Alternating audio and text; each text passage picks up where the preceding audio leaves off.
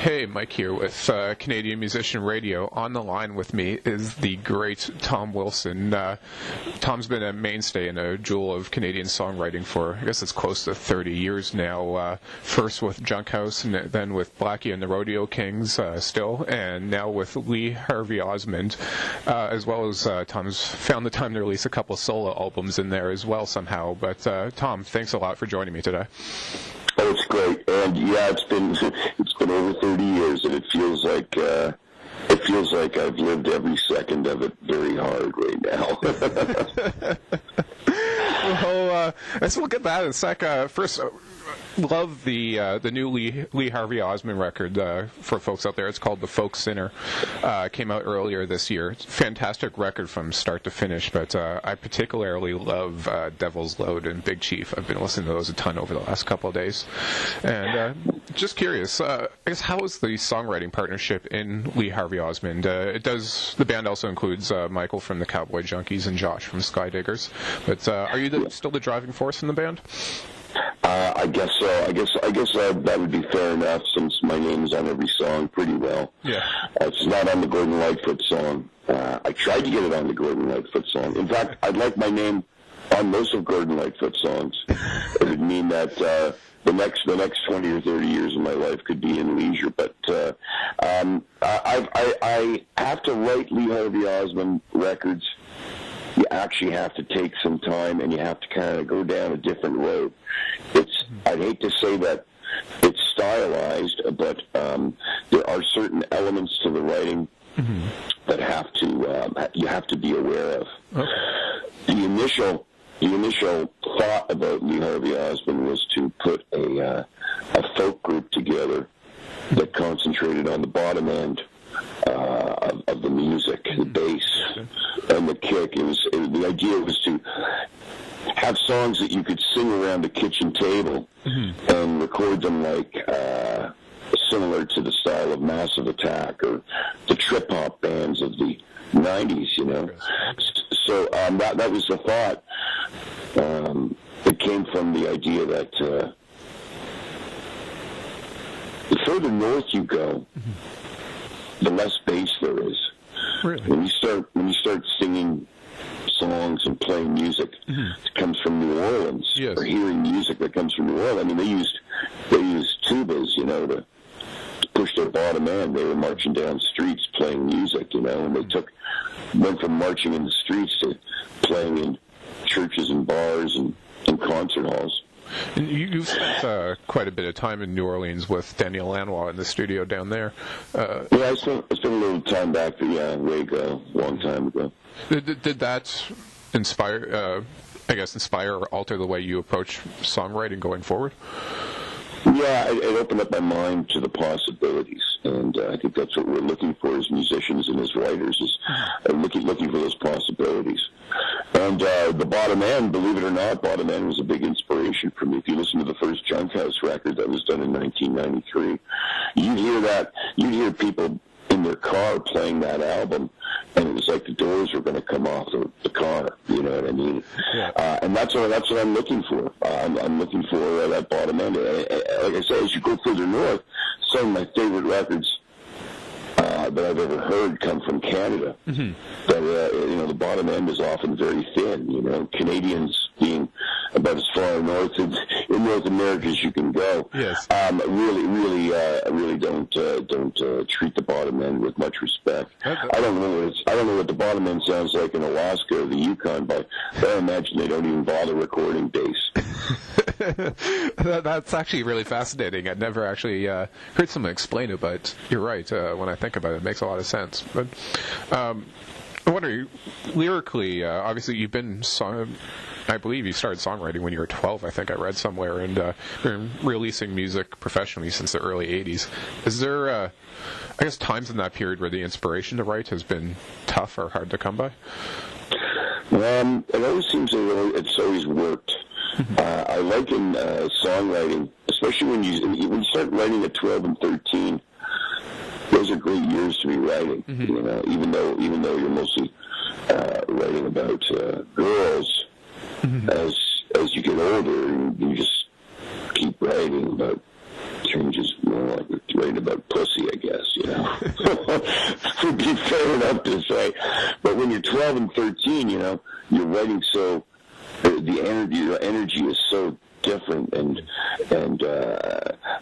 as a person who is 14 years clean and sober, I can actually say that I can liken it to doing cocaine. You know, you do one line of cocaine and you spend the rest of the night chasing that buzz, you know. And you write a song when you're 12 or 13, I think you spend the rest of your life trying to write songs as beautifully as you did when you were that age. So, you know, I mean, it's a creative journey that's never going to end.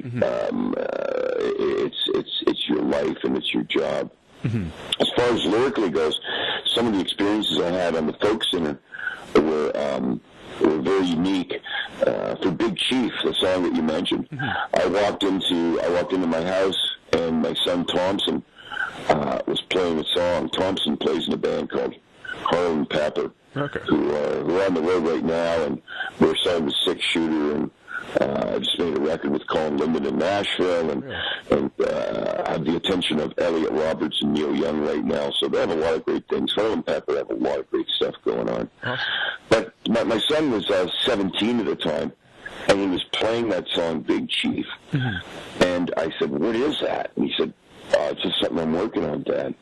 And I listened to the lyrics about a leader who just wanted to, you know, he wanted to lead but with love instead of anger.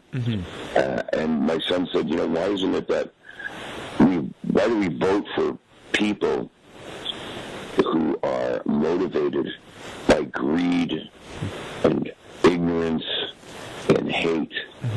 And I couldn't answer that. It was such a great question. So I finished writing the song with him, and the song was really written about, you know, a leader that didn't have any of those qualities yet was still hunted down and hung by the world that he lived in.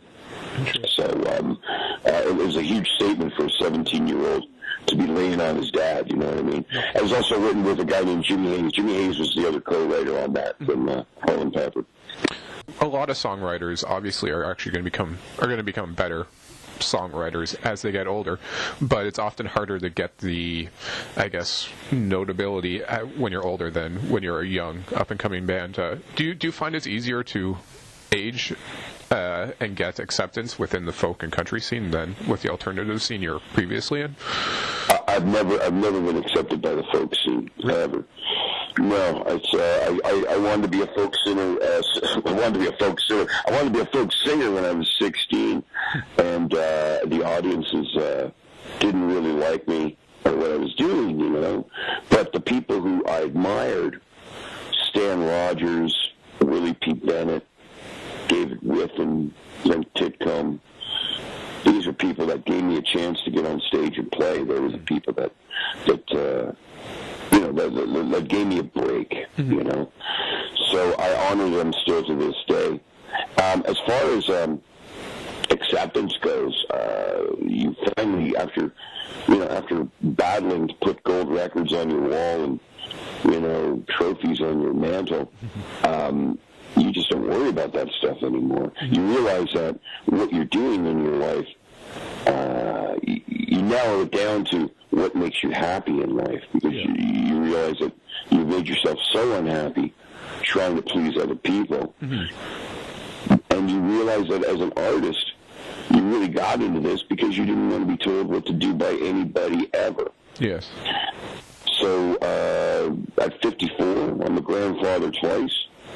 And I really am. I am Canada's last folk singer, mainly because I just don't give a fuck.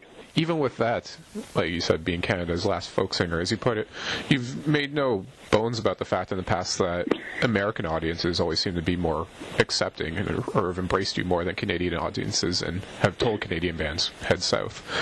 Do you have a theory as to why that is? Why you've had that acceptance in the States more than in your own country? Well, you know, Canada likes to. This is my country. I'm a Canadian. My father fought in the Second World War. I'm proud of this. I'm proud of who I am. And I'm proud. Part of my attitude comes from being a Canadian, by the way. Mm-hmm. I think that I'm probably more Canadian than a lot of people because I'm actually able to recognize these things. But Canada has a little bit of difficulty thinking on their own. Mm-hmm. Canada has a little bit of a problem because we grew up beside a monster. So we're a colony, and of Britain still, mm-hmm. and we're still a neighbor of a giant. Yeah. As a result, like we have these two neighbors. We have this house sitting in between. It's like our parents are on one side, and this giant is on the other side of our house, and we can't help. I mean, it's not even. I'm not even being hard on Canada. I'm just on the culture, but I'm just saying that we can't help but being influenced by seeing if it's okay with our parents about what we're doing, yeah. or that we're competitive with the giant next door. You know what I mean? It's quite a situation that we're in, mm-hmm. and as a result, in the 70s. When I was going to high school, the idiots that were teaching school were trying to push the question, what is Canadian culture? Yep, for that. And that was going on. And they would compare us to the world. This is the people teaching your kids in the 70s were confused about what Canadian culture was. The government, the people in power, were trying to define Canadian culture. Mm-hmm. And the real warriors and the soldiers were the actual artists. They weren't the bureaucrats or the teachers or the business people who were asking ridiculous questions. Mm-hmm. The artists like Stompin' Tom Connors, as an example, and Bruce Cockburn and Murray McLaughlin, just as examples, mm-hmm. they were the warriors who defined Canadian culture instead of asking the question. So I think that there is a lot of bravery in this country, but it comes from the artists, and the artists really have the vision in this country about what Canada is about. Mm-hmm. I don't know if that didn't exactly answer your question. No, but it was something I'm kind of passionate about. It's also very passionate, very interesting, and you haven't hidden the fact at all. You've been very open about your previous battles with drugs and alcohol.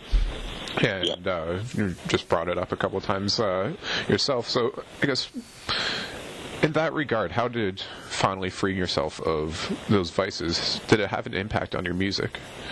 Did it change the way you were writing songs at all?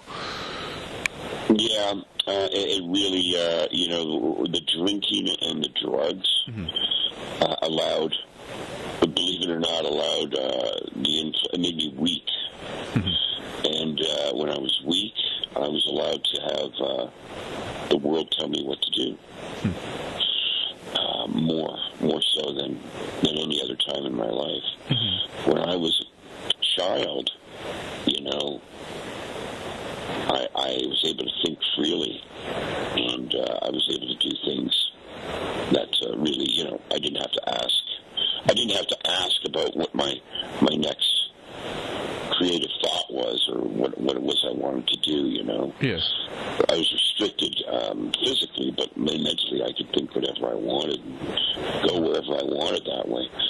And then, of course, as the world creeps in, you just start drinking, you start fooling around with that stuff, and you get a little weaker, and then the world's, you allow yourself to be open to, to different kinds of authority. You get pushed around a little bit. Mm-hmm. And then as you become, a little famous, then different drugs start coming into play. People start giving you all kinds of stuff, and you become even weaker, and you don't even know who you are anymore. Mm-hmm. So being able to get rid of all that has been a 14-year process of kind of getting all those monkeys off my back, mm-hmm. and all those voices out of my head, and making me a freer and stronger person mainly for my family, mm-hmm. and also for my art.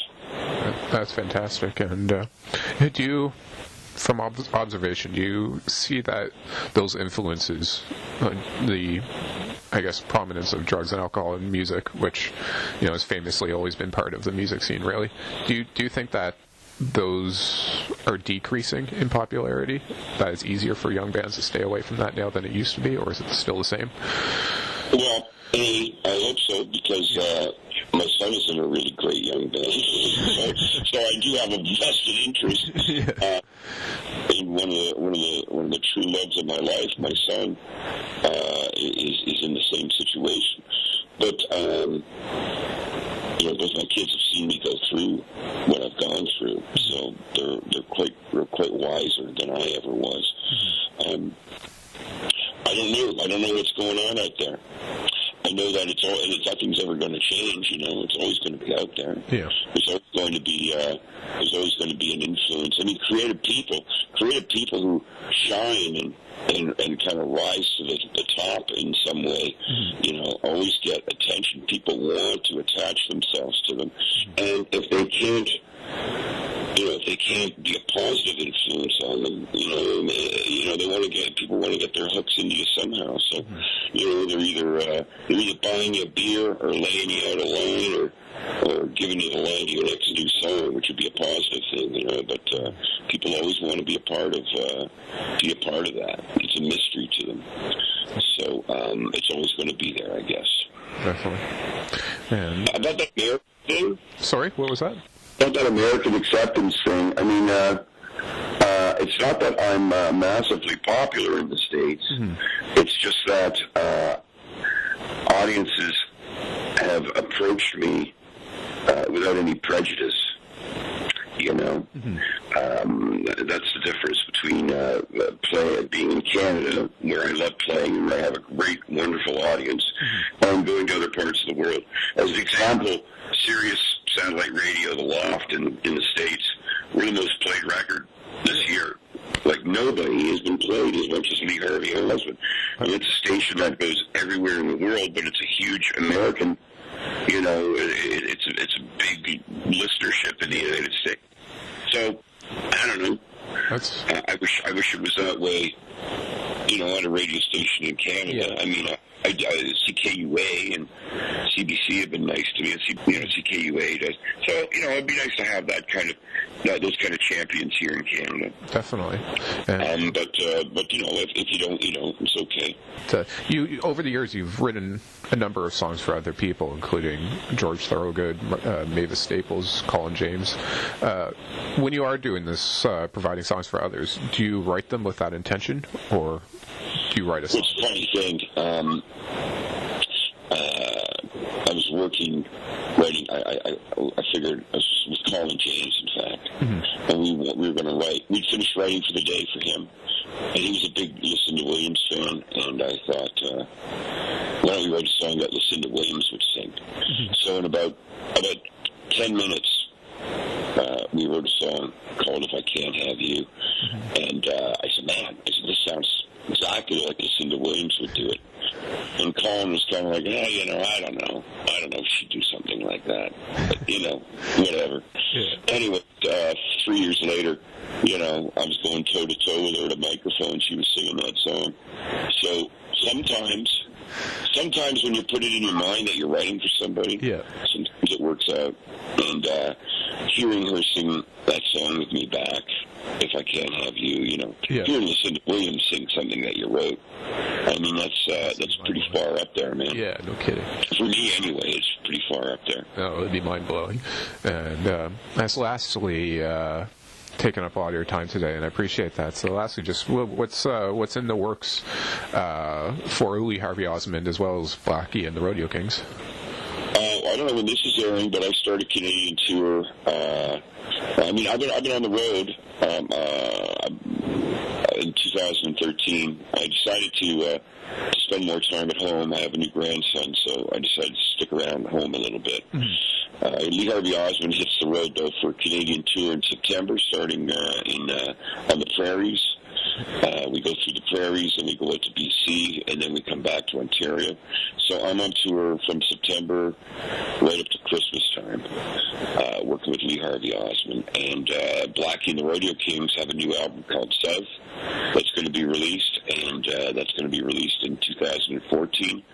and we start touring January, February, March in Canada, and then go to the States with Blackie and the Rodeo Kings. And when I'm not doing Blackie and the Rodeo Kings, I'm going to be doing LeE HARVeY OsMOND. So I'm kind of going to be a busy guy for rest of 2013 into 2014 and 2015. I expect to be, coming to your town. Fantastic. Well, get out there and see them. Latest LeE HARVeY OsMOND record is The Folk Sinner. Fantastic record, as well as looking forward to the new Blackie and the Rodeo Kings album. And but Tom, you've been giving me a lot of your time today and been very honest and forthcoming, and I really appreciate it. It's been fantastic talking to you. Thanks a lot. No problem.